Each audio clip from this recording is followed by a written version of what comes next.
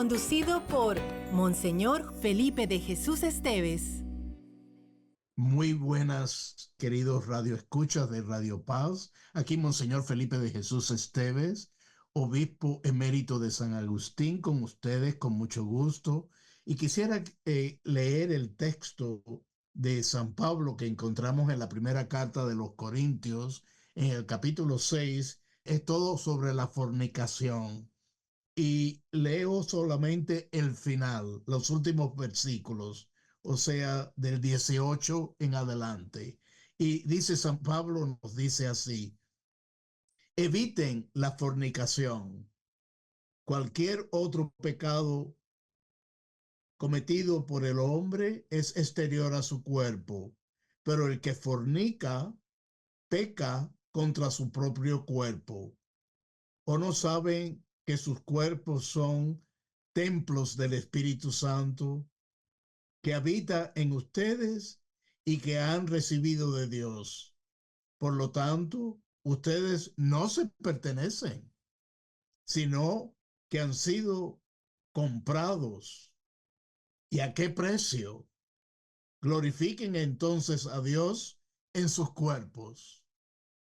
Y queremos hablar hoy, más adelante, de la teología del cuerpo del Papa Juan Pablo II, pero esta semana hemos celebrado a San Benito de Nurcia y felicitamos la parroquia de San Benito. Y San Benito de Nurcia vivió de 480 a 547 y es el patrono de Europa. Y la vida de Benedicto es muy interesante. Era de una familia rica y él abandonó todo para seguir al Maestro Jesús. Lo más famoso, lo más conocido de San Benito es su regla, que la regla ha tenido un impacto enorme a través de los siglos.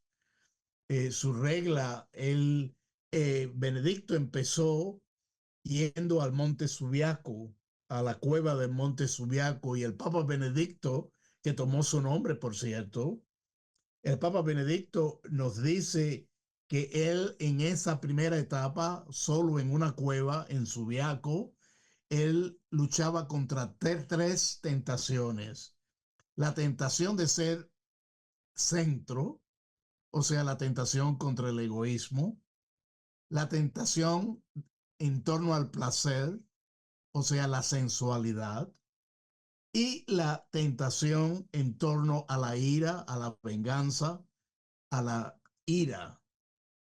Y él luchó durante varios años eh, por la oración, por la reflexión, por el estudio de la palabra de Dios, eh, promover una propia conversión de él mismo, una conversión para que Cristo viva en él.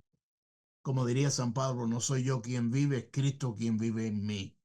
Y ese era el ideal de Benedicto, de Benito. De allí, él se salió de Subiaco y fue al Monte Casio, lo que hoy llamamos el Monte Cassino, y allí fundó un monasterio. Nosotros, queridos fieles, ¿verdad? Estamos más familiarizados con la parroquia. La parroquia está en todos los barrios, en todas las zonas geográficas. Por eso es que la parroquia es tan efectiva, porque está cerca de la familia, cerca del pueblo, de una zona particular. Pero también existen los monasterios. Personalmente conocemos el monasterio en Georgia, en Conyers. Y también en Carolina del Sur tenemos otro monasterio que se llama Memkin.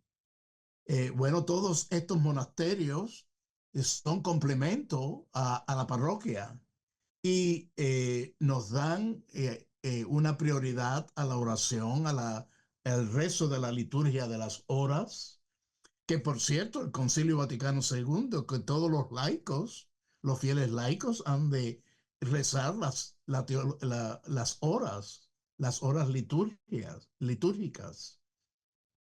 Y hoy una de las ideas que están en la regla de San Benito es que el que gobierna le ha de preguntar a los más jóvenes su pensar, su parecer.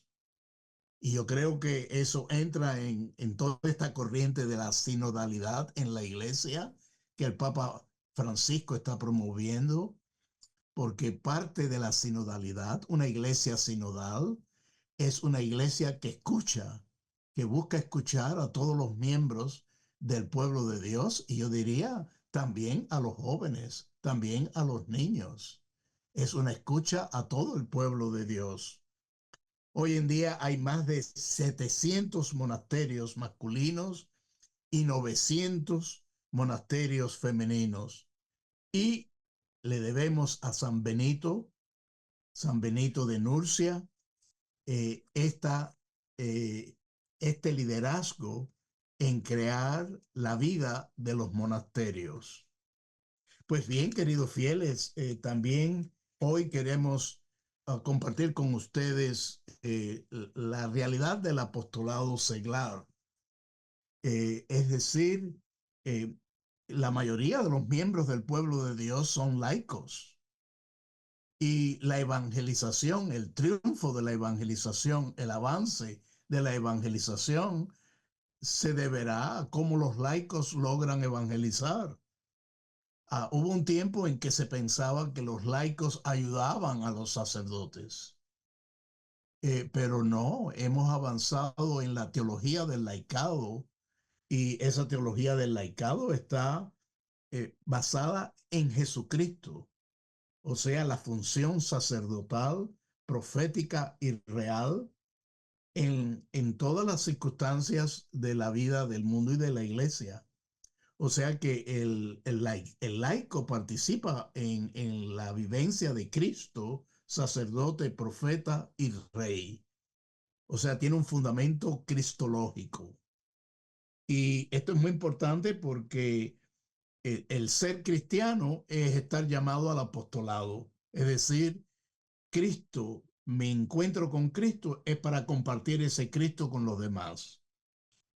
Por lo tanto, es una tarea de anunciar, de compartir la buena nueva, porque el Evangelio es buena nueva. Y el Papa Pablo VI nos decía que el apostolado del laico entra en el vasto y complejo mundo de la política, de lo social, de la economía y también de la cultura, de las ciencias, del arte, de la vida internacional, de los medios de comunicación social y todas esas realidades que están llamadas a ser evangelizadas. Pero también el apostolado laical tiene un enfoque muy particular en la familia, la propia familia del laico, la educación de los niños, de la juventud, el trabajo profesional y el sufrimiento, nos dice el Papa Pablo VI. No hay actividad humana que sea ajena al testimonio de vida, al esfuerzo evangelizador del laicado. Por lo tanto, la misión del laicado es sumamente importante y yo creo que cada laico está llamado a desear ser la santidad de vida, por una vida interior, por una vida de oración, por una vida de estudio de los evangelios, de la palabra de Dios, de las sagradas escrituras, pero también en una colaboración con sus hermanos laicos en la parroquia, ahí en el movimiento, ahí donde él da testimonio de su fe cristiana. Y este apostolado seglar eh, es sumamente importante para que la iglesia pueda tener un impacto en la sociedad, porque el laicado es el agente que lleva a Cristo a todas esas esferas de la vida de la sociedad. y por eso damos gracias a Dios, por ejemplo, al el obispo Thomas Olmsted, emérito de Phoenix, que escribió una carta pastoral ayudando al apostolado laical. Esa carta pastoral se llama Firme en la brecha y la encontramos en el web de la diócesis de Phoenix. Firme en la brecha, que da orientaciones muy prácticas y concretas para el apostolado seglar. Damos gracias también aquí en la arquidiócesis de Miami por la obra de Monseñor Edward McCarthy, el segundo arzobispo de Miami, que le dio gran atención al ministerio laical y a crear una escuela de ministerio laico, laical. Monseñor el Edward McCarthy tenía esa pasión de ayudar a los laicos por una escuela de formación en realizar toda su vocación, no solamente en la iglesia, sino también en la sociedad. Porque a veces pensamos que el apostolado seglar es en la liturgia y lo es decir, lector, ministro eucarístico, acoger al pueblo en su hospitalidad en la parroquia, pero es sobre todo la proyección del apostolado seglar ha de ser, como lo decía el Papa Pablo VI, en todas esas áreas de la sociedad. Es decir, ahí en su trabajo, ahí en sus amistades, ahí en conexión con todas esas realidades temporales de la sociedad, ahí es donde el laico ha de ser luz y sal de la tierra. Sí, cuando Juan Pablo I falleció, hubo el cónclave, como sabemos, para elegir su sucesor y el arzobispo de Cracovia, Karol Wojtyła, fue escogido como el sucesor de Juan Pablo I y tomó el nombre de Juan Pablo II. Y el Karol Wojtyła llegó a Roma con una serie de documentos que él estaba escribiendo y esos documentos que él trajo desde Cracovia, que él iba a publicar en un libro, lo compartió con la iglesia por una serie de catequesis, 129 catequesis sobre el amor, la sexualidad humana, el matrimonio. Y estas catequesis entre septiembre del 79 al noviembre del 84, es decir, 5 años. Por 5 años estuvo transmitiendo estas catequesis sobre el amor, la sexualidad y el matrimonio, y es de una gran riqueza. Se le ha llamado a estas catequesis la teología del cuerpo. Y en casi todos los retiros de jóvenes hay una presentación sobre la teología del cuerpo, porque las enseñanzas de Juan Pablo II son sumamente relevantes y actuales, muy actuales, porque da una visión integral del ser humano. La teología del cuerpo ofrece una visión completa, profunda, de la persona humana, considerando tanto el cuerpo como el alma, y reconoce la dignidad de cada individuo y su llamado a amar y ser amado. El matrimonio y la sexualidad para Juan Pablo II es una relación entre el amor conyugal y la sexualidad. Enseñó que el matrimonio es un sacramento y un reflejo del amor trinitario, y que la sexualidad tiene un propósito sagrado dentro del matrimonio. Y en el fondo es una visión profética a la cultura secular reinante en nuestro tiempo, porque muestra esta cultura cosifica al cuerpo y promueve la pornografía y la promiscuidad. Y en realidad el plan de Dios tiene una visión positiva y redentora del cuerpo humano. Estamos en una crisis familiar porque la familia encuentra grandes desafíos, pero esta enseñanza de la teología del cuerpo da una base sólida para comprender el matrimonio y la familia como un proyecto divino. En resumen, la teología del cuerpo nos invita a vivir nuestra sexualidad y las relaciones dentro de una perspectiva trascendente y realmente humana.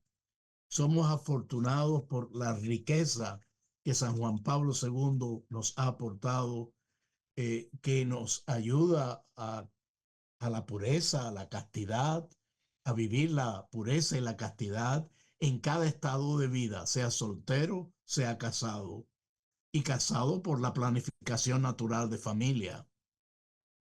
Matrimonio y familia buscan vivir el amor conyugal como un reflejo del amor trinitario. Y qué belleza tiene ese testimonio de las familias que lo viven y los tenemos en nuestras parroquias.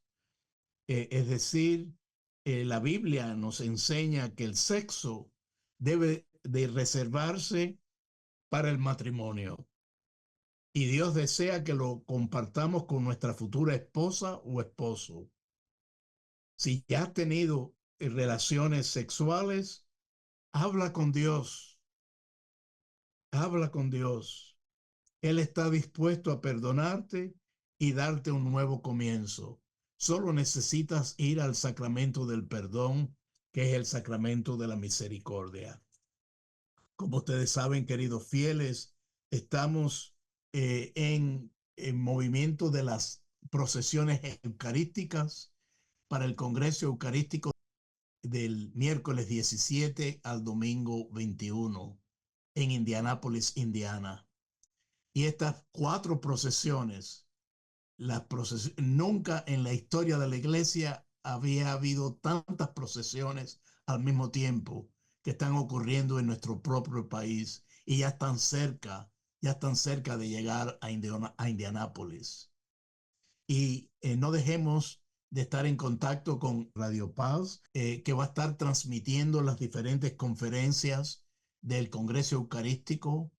Y tenemos ya una representación de Miami magnífica, ya de los que van a ir y representar a todo el pueblo de Dios de la arquidiócesis. Y no dejemos de sintonizarnos con las conferencias, porque realmente las conferencias, las Eucaristías, son de alta calidad por los conferenciantes tan especiales. Es un congreso internacional, el congreso nacional, que hace 50 años no había habido uno, o sea que tiene una relevancia grande.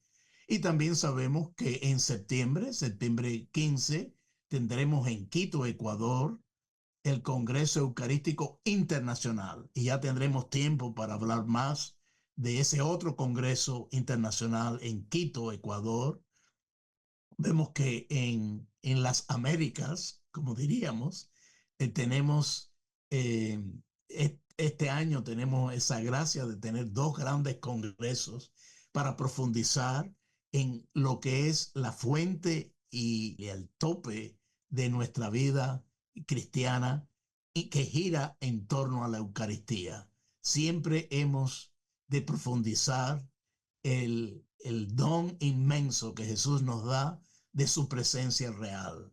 Y les bendice en el nombre del Padre, y del Hijo, y del Espíritu Santo. Amén.